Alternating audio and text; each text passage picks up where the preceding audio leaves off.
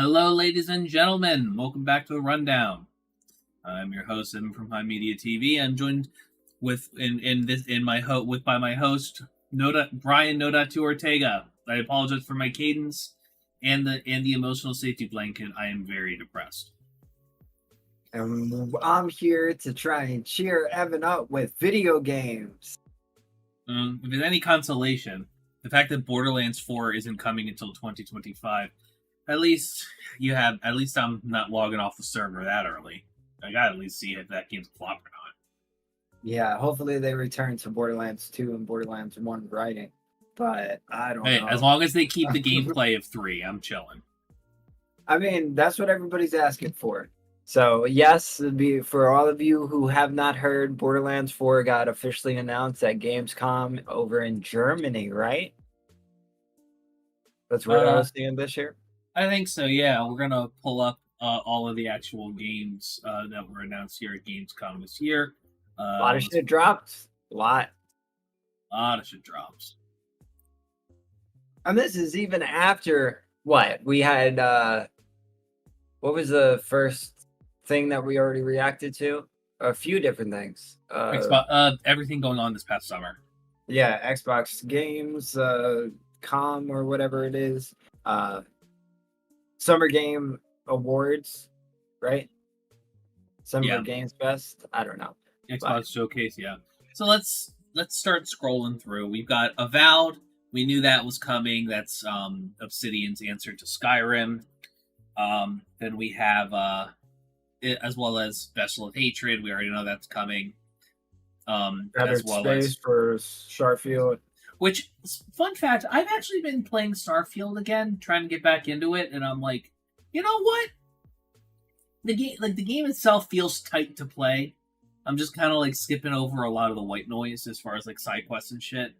I'm just doing what they fucking suggested. People is just rush through the main game, and then actually play it on the second playthrough when you get to New Game Plus, which I'm like, you know what? Let me do that. Okay.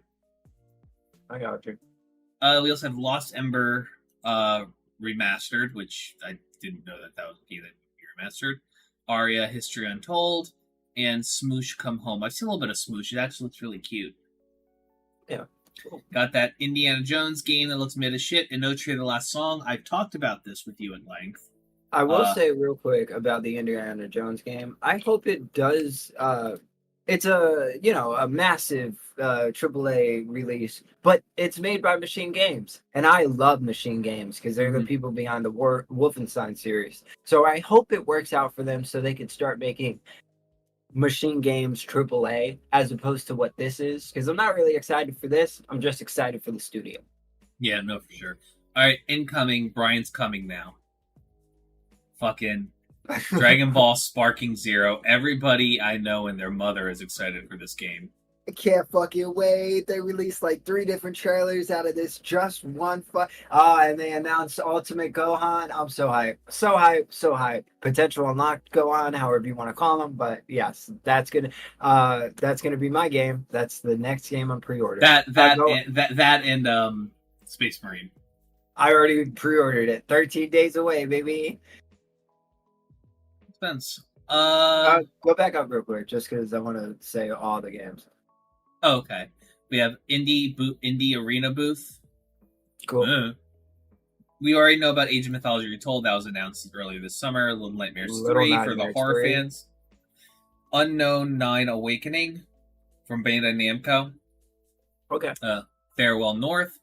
Button Man. This looks cute. Thera Sunder Tribes. Warriors of Novathera, Adventure, Towerborn. I'm morbidly interested. Let's see what it is. Can you become the AC Mani's Fine Towerborn, the new action-adventure game created by Stokes2 that bought you the award-winning Banner Saga trilogy? Interesting. Okay, it's a JRPG-esque type of thing, which is interesting. It looked a little tower defense-y, so I see why you were interested. Little bit. Eyes of War, Arena Breakout, Humanity.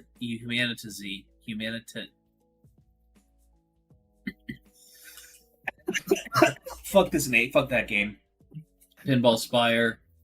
I don't want to go through all of them just because I don't want the first 20 minutes of this podcast to be like just us naming shit. We're just Stalker 2, we know about that was coming out. Kingdom Come Deliverance 2. Yeah, that people are gonna love. People are kind of stoked for that. Let's see. Mecha Break, I've heard, is really good. Mecha Break? Yeah, it's a 5v5 multiplayer mech game, almost like Armored Core. Yeah, I've heard of that. Yeah, no, it's really good. A forklift simulator. Oh God, Jesus. Are we? Is this repeating things now? I don't think so. I think these are all just like announcements, maybe updates to certain games. Definitely that pinball game has been repeated a few times. Yeah, all right. You know what? Fuck it. Let's go over to videos and just do it this way. It's just... Where the fuck? Well, I'm really excited for Mafia: The Old World. Really excited for... There was something else. I can't remember. I mean, hype for Borderlands 4, definitely. Fuck it. We'll just let I'm gonna just let Game Ranks do it. The world's largest computer and video game event. And as such, we learn a lot of new stuff about what's coming down the pipeline. I don't want to waste any time. Let's get into it. I'm really happy about this first announcement at number 20. It's Dying Light: The Beast. A completely brand new, tightly designed, as they're calling it, adventure with the original Dying Light protagonist, Kyle Crane. Now that might come as a bit of a surprise to players of the original Dying Light, because you could either blow yourself up in a big old sacrifice or mutate yourself into a zombie nasty, depending on your choices. Now, I don't know what exactly happened that allowed him to exist after the first game's endings. I'm getting the feeling that the zombie nasty one might has something to it, because he's got a bit of a beast thing going for him. He's got one of his eyes looks infected, whether it's pink eye or some kind of virus that gives him beast powers. We don't know. Let's not react to this whole video. Just jump through to the titles, and then Kong Survivor Instinct, absolutely no interest on my end. Word. Reanimal. That's Ark? also made by Ark Raiders? Like Ark is an Ark Survival Evolved, or Marvel Rivals. It's just Marvel Overwatch. Slop. Herdling. This looks interesting. Sales. It is a shepherd game. You're shepherding some pretty cool looking beasts, honestly. They're called calicorns, and they got interesting multicolored fur and horns and eyes. And I'm all for that, actually. That looks actually kind of cute. All right. This game, I'm so fucking disappointed about this game. Batman Arkham Shadow. So you know what happened with this? Didn't the studio that made the Arkham game shut down and they've just given it to a whole different studio? No, it's still by Rocksteady. Facebook came to Rocksteady and was like, here's $100 million. Make an exclusive game for MetaQuest. And there you go. It's such bullshit, because it's literally a prequel to the Arkham Batman games that's only on VR. Fucking bullshit. Fucking bullshit. Fucking bullshit. I heard Monster Hunter Wilds. Yeah, I heard about that. We already knew that was coming. A lot of people were excited. Predecessor? What was this? The launch trailer kind of made a click. It's somewhere between a MOBA and a third person. Listen, the only MOBA thing I'm going to be playing is like Deadlock, that new thing Valve is testing. Okay. It's fun. I'm in the beta test. It's pretty fun. Fun. Nice. Dark, gory Linked games, banner so they of the made Spark. FuzzyBot to make these vibrant games. None of that matters. This looks... Monument Valley. Honestly, it looks like a fairly big update to what I generally think of Monument Valley. It looks like a much bigger adventure, although, I mean... It looks like a puzzle game. That's cute. Yeah, but it's Netflix. Netflix is making the game. No shit, really? Oh yeah, you're right. The Netflix game's up there. Albion, Masters of Albion. Isn't that just fucking like rehashed fucking isn't Albion Online basically just like fucking like RuneScape 2, like RuneScape Try number 2 Electric Boogaloo? Also a Peter Molyneux game. So yeah. it's a God game. that I've seen a Peter lot of people Molyneux already game. call Okay. a combination between populous and black and white. Now, obviously, like I said, our man Molyneux is known kind of for over-promising and under-delivering, even though he's delivered a lot of good games in the past. A lot of. So I watched some of the Gamescom actual like live stream. I watched it through some YouTubers, and they brought this man out. I can't believe Peter Molyneux is not like blacklisted from video games. Isn't he the one that made the Fable games? He's the one who made the Fable games. He made that Cube game, and then he made like a NFT cyber, what is it, cryptocurrency-esque game that turned out to be a complete scam. And people were just like, "Whoa, Peter!" And I'm like, how? I'm skipping Squid Game Unleashed. That's another Netflix game, but all good. Civ 7. Oh, we're actually getting some gameplay for it now. It doesn't look like it's just a rehash of Civilization 6. It seems like they did a lot to rethink some of the systems, particularly they've come up with this new Ages system, which basically rearranges the long game into 3 segments: Antiquity, Exploration, and Modern. They also teased some interesting results to different kingdoms. I like what I'm seeing with that. And while those are some interesting features, it does... What's up? So I want to like these games, but I just can't get into them. They are way too complicated. Can I make a suggestion for something that might be a little more interesting for you? What? Age of Empires 4. Okay. Age of Empires 4 is less like this. It's less like this, like a board game, and more. It's an RTS where I'll after we're done the recording, I'll play a match of it and show you how it works. Oh, for sure. Yeah, and Yeah, because let me just say, because the next thing is Black Ops and nobody cares. We already know how it looks. I have some things I want to say on it though, but continue. Yeah. What's it going? I just wish that these games were more so like, as shitty as this is gonna sound, one of those phone app city building games. Outside of the multiplayer aspect of just like being able to collect shit, build, upgrade. When it comes to this, it's just so complicated in the long game that like nothing gets explained. Figure it all out on your own. Good luck trying to maintain all this shit. And I'm like, I can't do it. I can't. This Civ 6, Stellaris, fucking even They Are Billions is more so of a tower defense game, but it's still kind of like this. But yeah, I just can't. I can't get into these games, and I really want to because they look so fucking interesting. They are. And here's the thing about them, right? Like,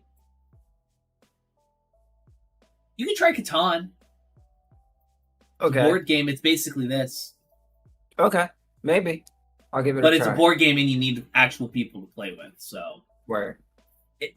So yeah. But moving on. So next up, we have the Black Ops 6 developers campaign, that work on Call of Duty games, which is all peachy keen. But here's the thing: like, I'm willing to give Black Ops 6 a shot simply for the fact that the changes that they've made to zombies that they announced and I've covered on Nerd News, fucking stellar. Which changes? So they've made changes to you can they have different presets. You can deeply edit the UI, and they have presets including Black Ops 3 presets. Okay, cool. They have they've segmented the game, so if you just want to play zombies, you can just download zombies, and you don't have to download all 300 gigabytes of the shit. True. Gobblegums are back. Oh, dope. You can store up to 4 Gobblegums. Nice. At a time. They are also editing a lot of the UI elements as well, so you can you can set it to a more traditional zombies experience where you can have the numbers and the health bars show up. You can make those disappear. They are coming back to like single map stories and things of that nature. Like with maps with dedicated like stories and Easter eggs, and then they're also adding plots to them. So like if you get the Easter egg done before a set amount of time, you get like this decal on your account permanently, and after that set of time, they have a mode which will walk you through the Easter egg. Oh wow! Okay. That's yeah. well, not the Easter egg, the story of the thing, and so Easter eggs will be shut off, other elements will be shut off, just so you can actually do it, which is awesome. And here's the big part: any account level ups you do, like level ups and gains you get, it's cross progression. It's crossed over into multiplayer and stuff too. So there's a lot of fucking benefits in that. Let me just clarify for some people watching. If you still want multiplayer camos and challenges, you still have to play multiplayer, but the zombie stuff you can do through that, and then your level will cross progress among Warzone. You'll get upgrades on guns. You'll get upgraded new attachments and shit. Like by doing zombies, you'll get things like there will be other decals and stuff that you can get that are part of the level up that you'll get through that. It's all lovely.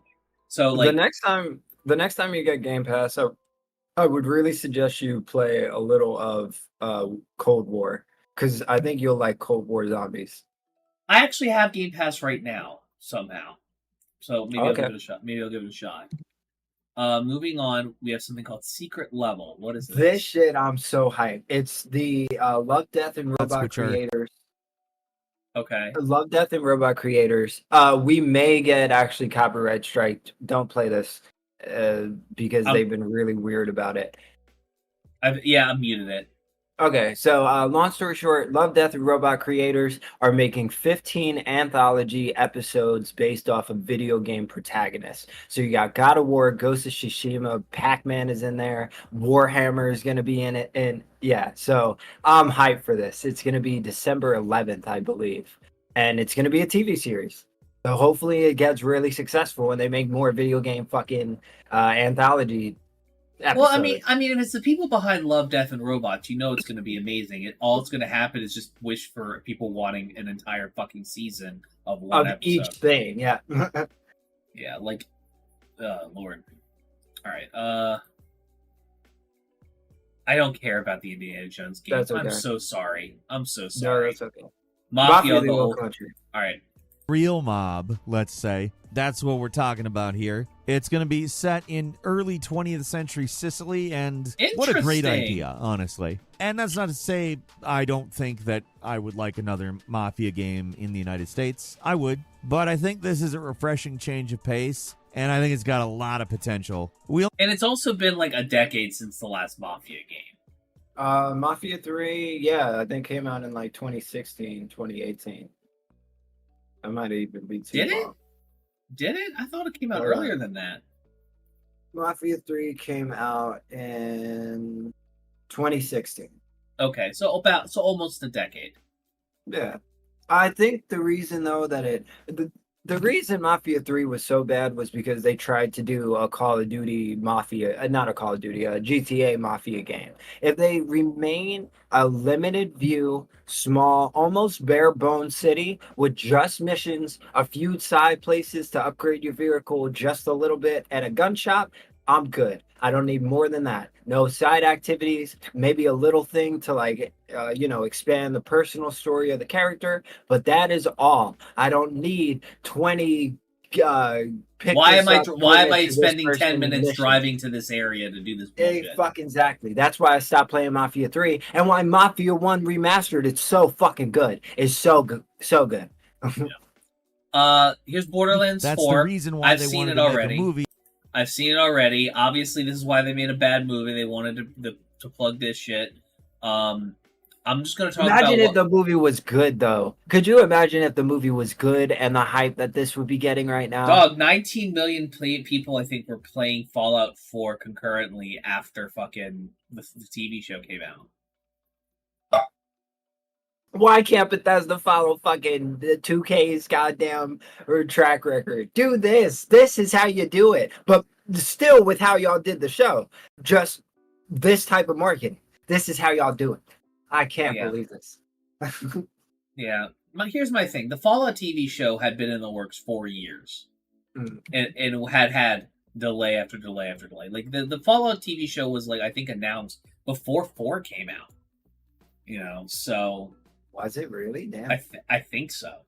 Don't quote me on same that, with Borderlands. Borderlands, I remember hearing Bobby Lee talk about it in, like, 2012, 2013. Yeah. So... Anyways, apparently I heard that the dude behind it, the director, didn't play the games, didn't bother learning how to play the games at all. He didn't care about the story or anything, but he like just watched Star Wars and Mad Max and like extrapolated that as the thing. It was so stupid. But yeah, I don't know why they think that's the way to do it. I really don't know why. Yeah, it's just goofy.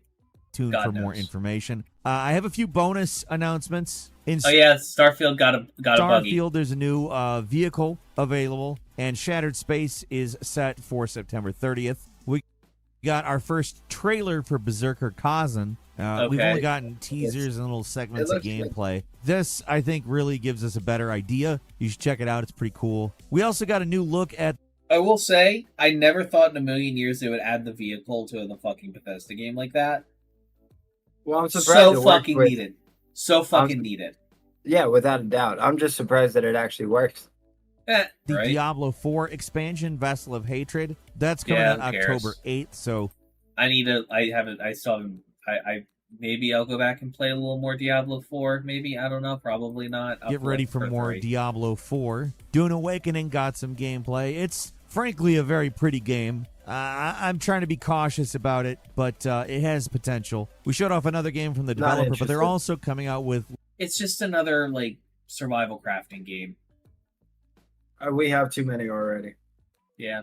Little Nightmares 3. That gameplay, of course, looked very cool. And the final one I've got for you today is Goat Simulator Remastered. Yep. That you ass? Should watch that trailer. You should watch that trailer. That trailer is funny. All right, hold on. Let's pull it up. Goat Simulator Remastered. I played the shit out of that. Please tell me it's not a PS5 exclusive. It is.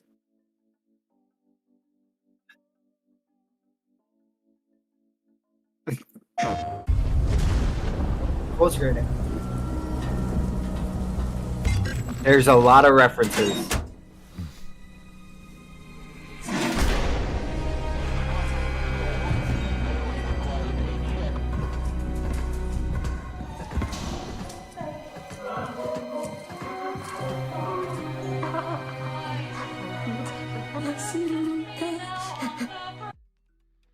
Is that supposed to be fucking Arthas? From fucking Warcraft 3? That's actually funny as shit. Hey, you're finally awake. You were trying to cross the border. Hey, you're finally awake. That's fucking funny. You were trying to cross the border.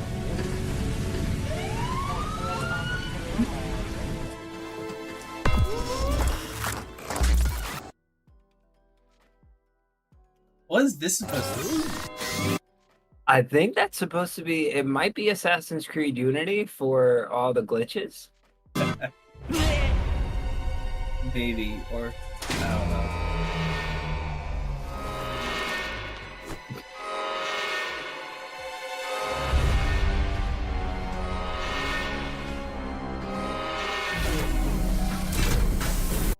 So much shade is being thrown with this, by the way. This is the remaster prison.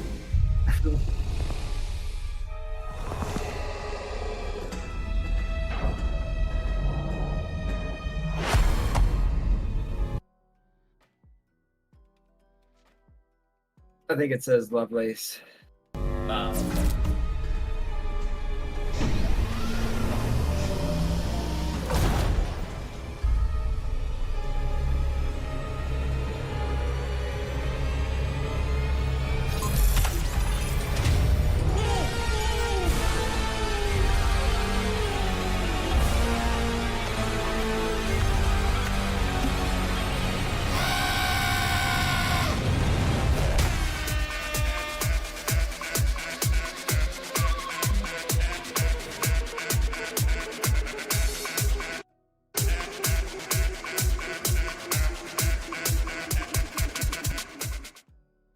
You know what? I think that's an appropriate remaster. Yep. And I don't think it'll be more than like $20, 30 maybe. Yeah. All right. That's all right. I'm fine with that. Oh Lord. Yeah. No, nothing really. I'm like super stoked about. I'm not even really excited for Borderlands 4. Honestly. You just want to see how it is. Yeah, it's like here because here's the thing, right? Like Borderlands is for the kids. Like it's not for us. Like we are not 13, 14-year-old boys with middle school humor. And I think that's why 3 didn't do so well. It didn't hit. It's for the kids. You know, Wu-Tang was for the especially it's like that. It's like Wu-Tang was for the kids. It's for the children until the children were children in. I mean, that's the case with the latest game they released too in the Borderlands universe thing. The not Wonderlands, but yeah, Wonderlands. See, the problem with Wonderlands is that if every single enemy wasn't so fucking tanky and getting through shit wasn't a fucking slog, like if it was balanced better, and like you were in your first playthrough, like speccing properly and getting decent weapons and shit, and like everything's and you're having to drop your entire fucking load trying to kill these motherfuckers. The problem is, I think I would have liked Wonderlands more if it had it felt more satisfying to play in that regard, and it did. Yeah, and that sucks.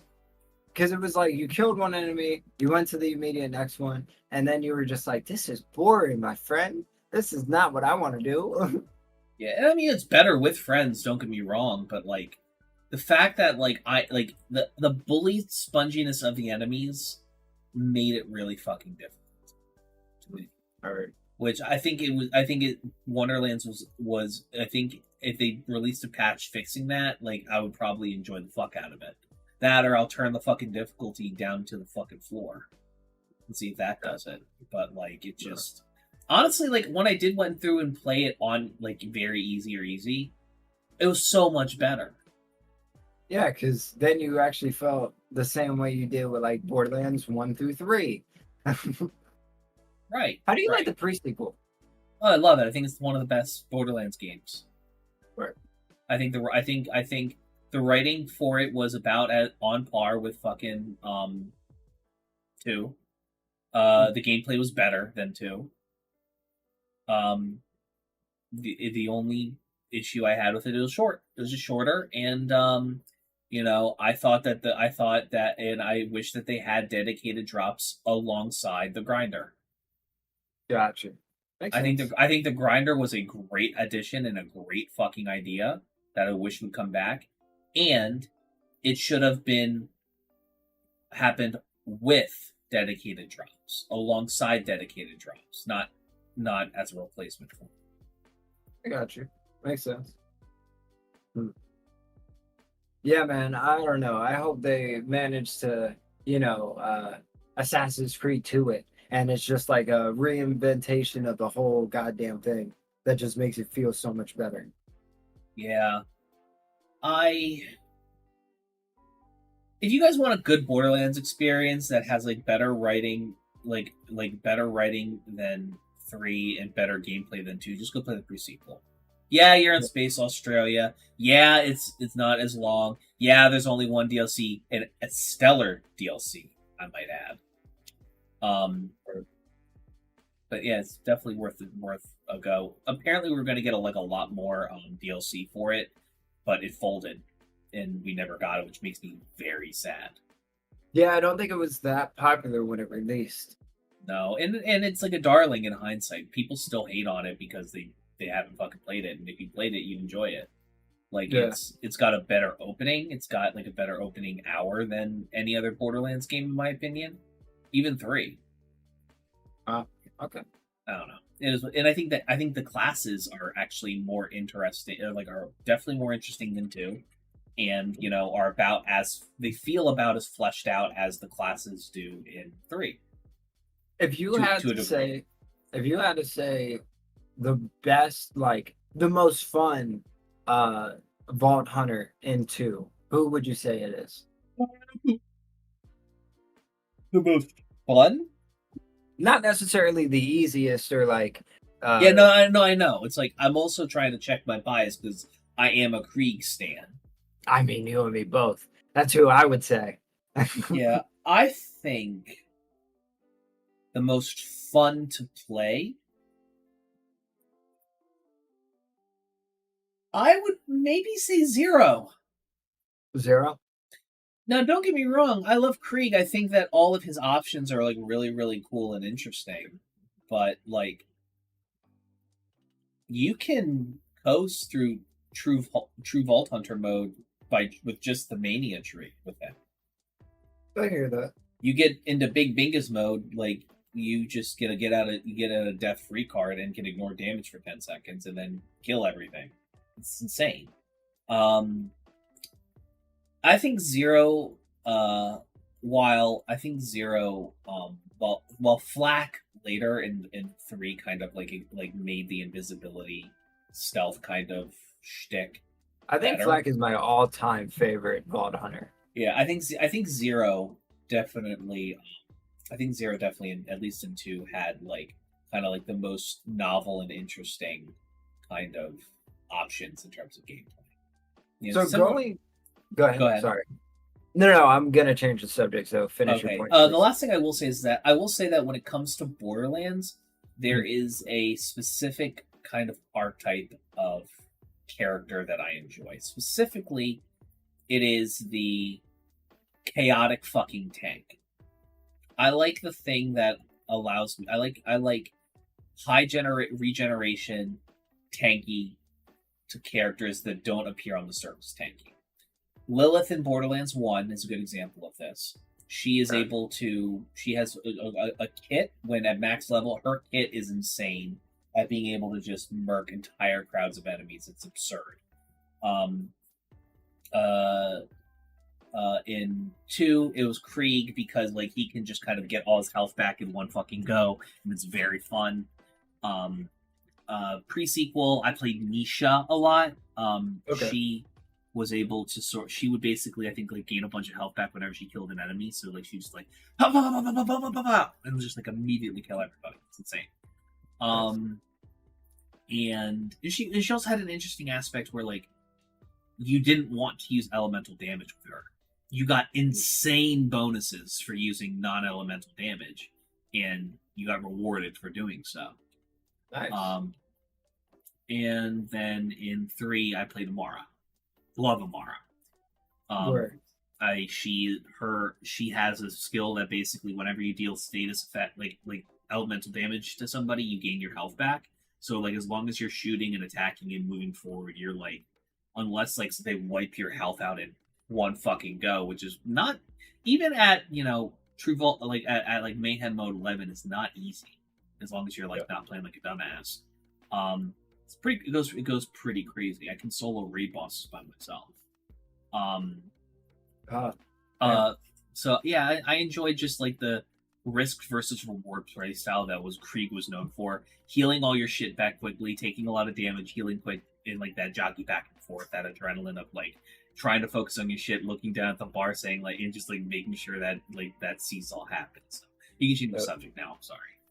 I was just gonna ask, going into Borderlands 4, who's alive and who's not? Going into Borderlands 4, who's alive and who's not? Maya is not alive.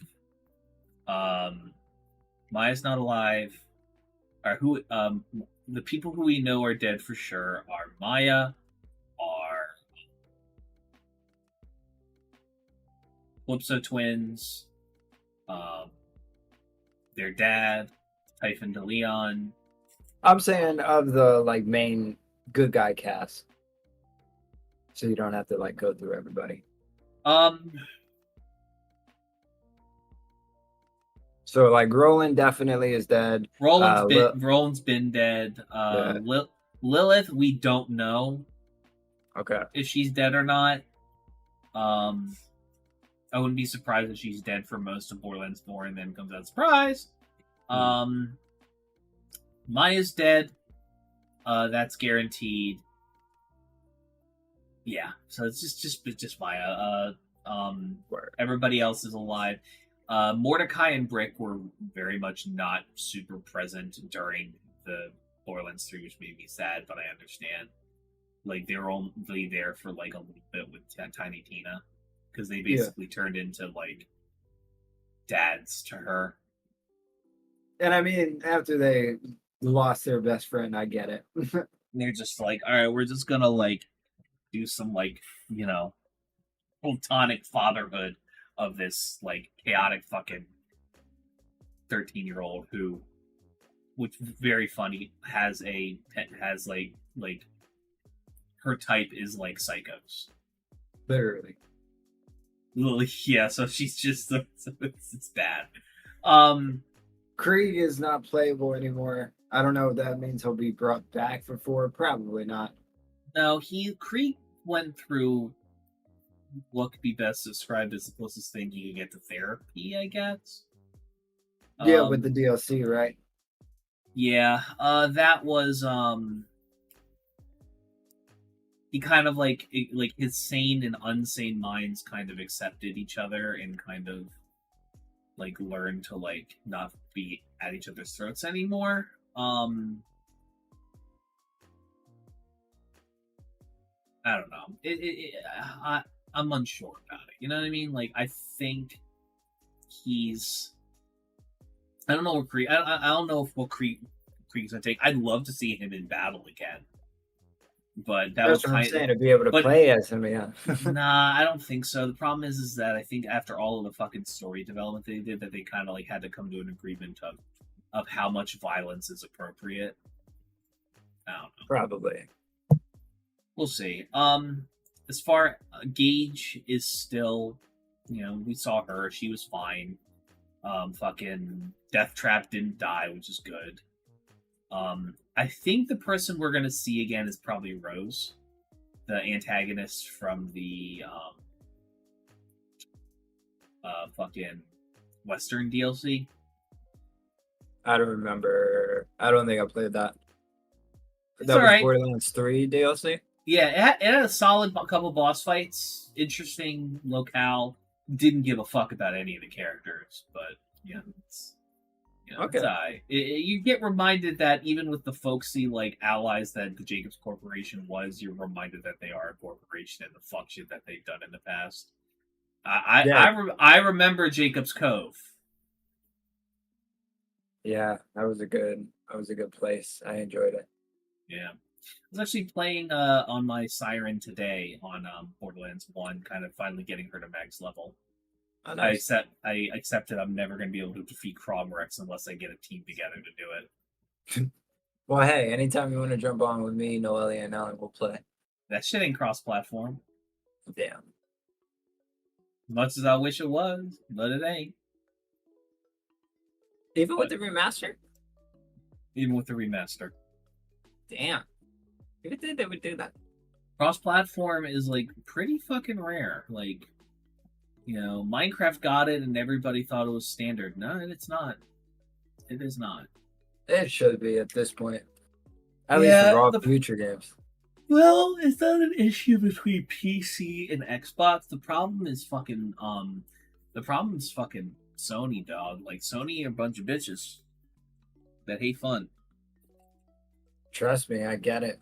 But also, Nintendo isn't helping this at all. No, I mean, they're more open to it than fucking Sony is. Like, Nintendo has, like, done cross-play much more than fucking Sony does. So, yeah. Well, that's because Microsoft is 50% PC. What did you want to move on to after that? After the Borderlands discussion? The question that I asked about who is going to be alive during it. Oh, okay. Yeah. So it's basically just Maya is dead. Everybody that died in 2 is dead. You should play the pre-sequel. I'm just saying. I'm playing through all the games with Noelia and Alan, so we'll get to it. I remember playing the beginning of it. I never got too far into it. I think I was playing Handsome Jack, but definitely give Claptrap is a fun class. I forgot he was a class in that. Yeah. Yeah. Maybe I'll play him next go around. I will say, I think they just released an update for Darkest Dungeon 2. So for anybody who plays that, check that out. I know you're Dark stoked. Side of the Mountain retail release. So boom. Oh no, I'm sorry. It's mods. Mods have been officially released for Darkest Dungeon 2 on PC. Are you stoked? I'm gonna be honest. I wish I liked Darkest Dungeon the series more. I want to like it more. It's the same thing like with Civilization and Stellaris. I play it. I enjoy it for what it is. Don't get me wrong. It's not nearly as dreadful as the first game is. That first game is a fucking hard experience to go through. Holy shit. Yeah. This one is more roguelite. So, okay. You know. But yeah. On that note, ladies and gentlemen, I'm now going to show Brian Age of Empires 4. But before I do that, I'm going to bid you adieu.